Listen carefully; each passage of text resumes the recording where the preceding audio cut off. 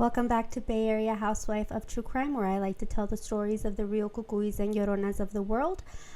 We are at part 2 of the Monterey Bay Academy case. Topics may be triggering. Listener and viewer discretion is strongly advised. The people mentioned are innocent until proven guilty in court.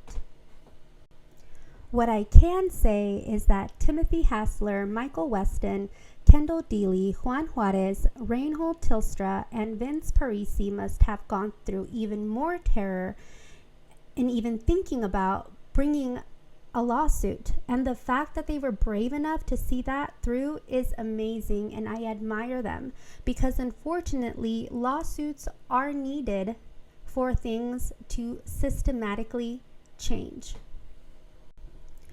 One of the victims, Michael Weston, told reporters that he refused to talk about money until they could prove to him that radical changes in policy had been made and would provide free counseling to victims of sexual abuse in their churches and schools. And to that I say, you go, Glen Coco. In 2004, Michael Weston told the press that he had failed 42 jobs and 1 marriage. He is quoted saying, "I was good at whatever I've chosen to do: construction, property management, marketing, the film business, lifeguarding. But as I get near success, that's where the fear comes in. Whenever I was happy and successful, I was afraid that something terrible was going to happen to me again. What happened to me and the others was a tragedy that could have easily been prevented. It wasn't prevented because the educational system wasn't prepared to deal with this problem." Albert Trista, father of one of the victims and an Adventist pastor himself, told reporters, and I quote, "As a denomination, we are just beginning to develop a policy as to how to deal with pedophiles in the church. It's something we have never really dealt with," unquote. 4 of the victims, as students, were asked to leave the school according to court documents filed by the victims' attorneys. The ultimate dismissals from the schools were orchestrated by the 2 teachers when the students began to complain about the abuse. One victim, and I quote, "was informed that he obviously did not fit in at MBA," unquote. And as someone who attended a predominantly Caucasian private SDA school myself, it rings similar to when I was told that I was too public school, among other racially and sexually inappropriate things said and done to me. Reinhold Trista, a Lassen County court employer and a former deputy sheriff, and is a pastor kid himself. Timothy Hassler told his dad about the abuse and ultimately dropped out of Monterey Academy before the end of the 1971-1972 school year so that the abuse would end.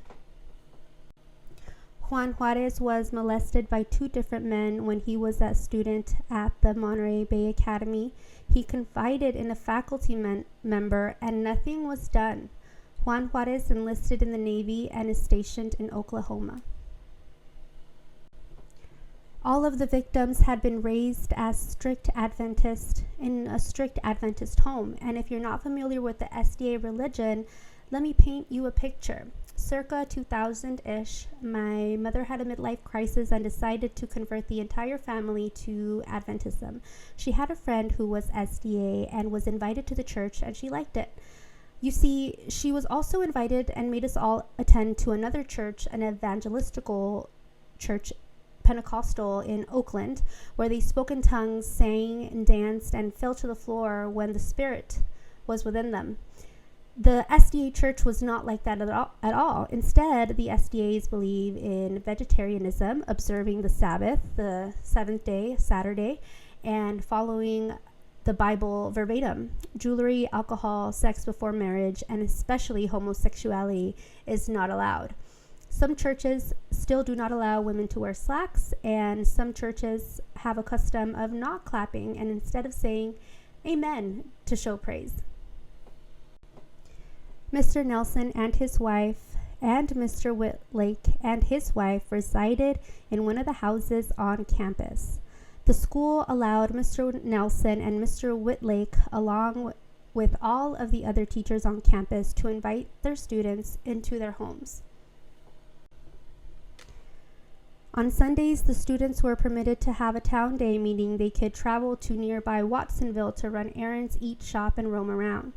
You would get dropped off on a school bus and were told to come back at a specific time. On one occasion, Timothy Hassler missed the bus back to campus, and Mr. Nelson saw this as an opportunity to pull his car over and give Timothy a ride.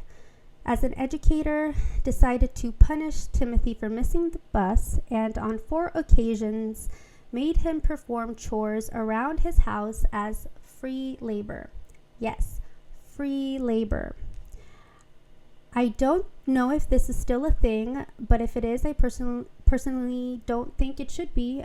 During my time at Rio Lindo Adventist Academy, the boarding school, and during the time the victims in these cases were at Monterey Bay Academy, free labor in increments of hours were given to students as punishments. You could perform your free labor doing a variety of things like cleaning the dormitories, classrooms, bathrooms, things like that. It was never an enjoyable thing. I was once tasked with scraping gum off the stairs in the girls' dormitory. Mr. Nelson made Timothy perform yard work. He also offered him weed and adult videos. Mr. Nelson said, and I quote, "Masturbation was God's gift to men," unquote. On June 11, 2021, survivor Timothy Hassler said, and I quote, "I have been living with the pain and trauma of sexual abuse for decades. Monterey Bay Academy failed to protect me and the other students from Nelson's abuse. Nelson took advantage of his position of authority and my vulnerability to repeatedly assault me as a 14-year-old, and like so many other survivors, I was scared to come forward, a fear of not being believed. Today, I am standing up for myself and for those who were victimized at Monterey Bay Academy," unquote. Someone in an Adventist online group on January 14th, 2000 said they applied for a music position at Monterey Bay Academy 10 years prior and lost the desire to work there after meeting the principal and catching the vibe of the atmosphere. Principals at Monterey Bay Academy during the years in question were Harvey Voth, Ernie Unruh, Keith Wheeler, and Ted Wynn.